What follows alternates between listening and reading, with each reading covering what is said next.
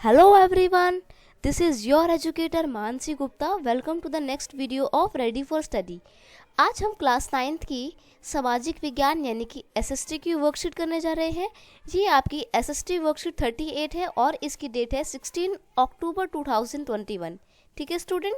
तो आज हम आपकी जो अर्थशास्त्र की किताब है पालमपुर गांव की कहानी, उसका पहला पार्ट है, उसी से संबंधित आपका वर्कशीट करने जा रहे हैं. ये आपकी एक तरीके की रिवीजन वर्कशीट है. जैसा कि आपको पता है कि 21 अक्टूबर से आपके टर्म 1 के एग्ज़ाम्स हैं, तो आपको सारा रिवीजन वर्क चल रहा है और जितने भी आपको वर्कशीट दी जा रही है वो आपकी एमसीक्यू फॉर्मेट में है. ठीक है, तो स्टार्ट करते हैं हम अपनी वर्कशीट को. यहाँ पर बेसिकली आपको चैप्टर का जो स्टार्टिंग का पोर्शन है, इंट्रोडक्शन, वो पढ़ाया जाएगा. ठीक है, तो उसमें बताया जाएगा कि जो पालमपुर गांव है वहाँ पे मेनली कृषि जो है यानी कि खेती जो है वो मुख्य पेशा है लोगों का. ठीक है, और गैर कृषि क्रियाएं भी होती हैं लेकिन कृषि सबसे ज़्यादा लोग करते हैं. गैर कृषि क्रियाओं में कौन कौन सी क्रियाएं शामिल हैं, जैसे कि विनिर्माण यानी कि उद्योग धंधे लगाना, परिवहन यानी कि गाड़ियाँ बस चलाना, दुकानदारी करना, ये सब क्या है, यहाँ पे गैर कृषि क्रियाएं हैं. ठीक है, फिर बता देगा कि किस तरीके से जो उच्च वर्ग के लोग हैं 80% भूमि जो है वो उनके पास है. ठीक है, बाकी 240 परिवार ऐसे हैं जिनके पास 2 हेक्टेयर से भी कम भूमि है. फिर बता देगा आपको कि पालमपुर गांव में शिक्षा के लिए हाई स्कूल है, प्राथमिक विद्यालय है और एक स्वास्थ्य केंद्र भी है यानी कि हॉस्पिटल जैसे हो गया कोई भी, निजी अस्पताल भी है एक. ठीक है, यानी कि प्राइवेट हॉस्पिटल भी है एक. गांव में बिजली की सुविधा के कारण सिंचाई की उचित व्यवस्था है, जिससे यहाँ बहुविध फसल प्रणाली यानी कि एक ही भूमि में एक साल में एक से अधिक फसलें उगाना. ठीक है, अब देखो वहाँ पे सिंचाई करने की बहुत अच्छी फैसिलिटी है. इस वजह से वहाँ पे क्या है ना, पॉसिबल हो पाता है कि साल में हम एक से ज़्यादा खेती कर लेते हैं. राइट. अगला है, आपको बता रहा है यहाँ पे नेक्स्ट पैराग्राफ में कि वस्तुओं और सेवाओं के उत्पादन के लिए 4 महत्वपूर्ण कारण होते हैं.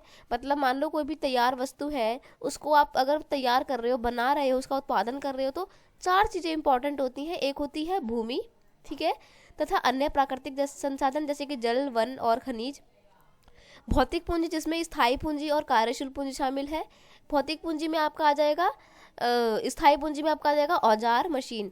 अब देखो स्थायी पूंजी वो पूंजी होती है जो लंबे समय तक चलती है. जैसे मान लो कोई भी औजार ले लिया आपने, कोई मशीन खरीद ली, तो वो लंबे टाइम तक रहता है ना. ऐसा तो नहीं है कि आपने मशीन को एक ही बार उत्पादन में इस्तेमाल किया, दोबारा इस्तेमाल नहीं कर सकते, ऐसा थोड़ी है कोई. तो ये स्थायी पूंजी है. कार्यशील पूंजी वो पूंजी होती है जो एक बार इस्तेमाल करने के बाद खत्म हो जाती है. जैसे कि आपका कच्चा माल हो गया, कच्चे माल से तैयार माल बनाया आपने, तो कच्चा माल खत्म हो गया. ठीक है, उसी तरीके से आप मान लो आपके पास पैसा था, आपने पैसे का सामान खरीदे, तो आपका पैसा भी खत्म हो गया. राइट.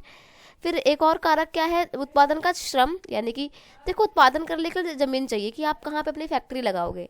ठीक है, फिर फैक्ट्री लगाने के लिए पैसा चाहिए, फिर फैक्ट्री में काम करने के लिए लोग भी तो चाहिए, और काम करने के लिए लोग चाहिए, साथ में उनकी बुद्धि भी तो होनी चाहिए. मान लो आपने वर्कर रख लिया लेकिन दिमाग नहीं है, तो किस काम के वर्कर, समझ रहे हो. तो उत्पादन करने के लिए 4 चीज़ें, भौतिक पूंजी, भूमि पूंजी, श्रम और मानव पूंजी. मानव पूंजी में मतलब दिमाग वगैरह आ जाएगा इंसान का. ठीक है, अब देखो आपको बहुत इजी रहेगा. पालमपुर गांव की प्रमुख उत्पादन क्रिया क्या है, तो सब लोग किसमें लगे हुए हैं, ज़्यादातर डेयरी में लगे हुए हैं. ठीक है, सॉरी, खेती में लगे हुए हैं. ठीक है, पालमपुर गांव में शिक्षा की क्या व्यवस्था नहीं है. अब देखो वहाँ पे एक हाई स्कूल है, एक प्राथमिक विद्यालय भी है, लेकिन महाविद्यालय नहीं है. तो ये ऑप्शन नंबर ए बिल्कुल ठीक है.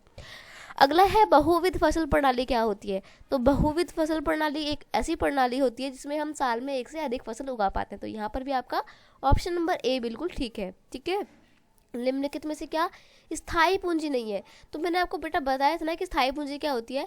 ऐसी पूंजी जो लंबे समय तक इस्तेमाल में की जा सकती है, काम करती है. औजार भी होते हैं जो लंबे समय तक चलते हैं. भवन तो घर में तो आप बहुत टाइम से रह सकते हो, विद्यालय में भी बहुत टाइम तक पढ़ सकते हो, लेकिन कच्चा माल एक बार इस्तेमाल करने के बाद जो है खत्म हो जाता है. तो ये स्थायी पूंजी नहीं है.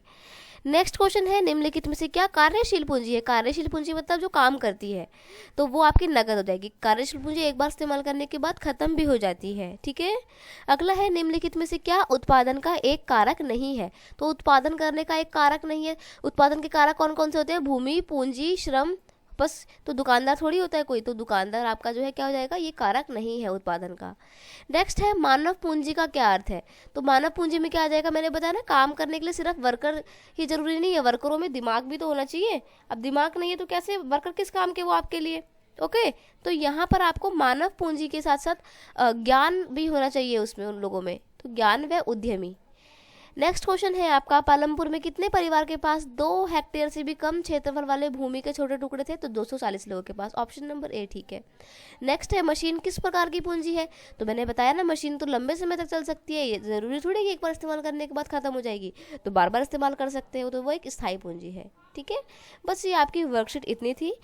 अगर वीडियो अच्छा लगता है तो दोस्तों के साथ शेयर कीजिए, वीडियो को लाइक कीजिए, कमेंट करके मुझे भी बताना, साथ में कोई सजेशन है तो आप दे सकते हैं। प्लीज़ इस वीडियो को अपने दोस्तों के साथ और अपने क्लास ग्रुप में शेयर कीजिए। ठीक है, मिलते हैं नेक्स्ट वीडियो में नेक्स्ट वर्कशीट के साथ, और अगर नहीं तो सब्सक्राइब करना मत भूलना। Thank you so much, bye bye.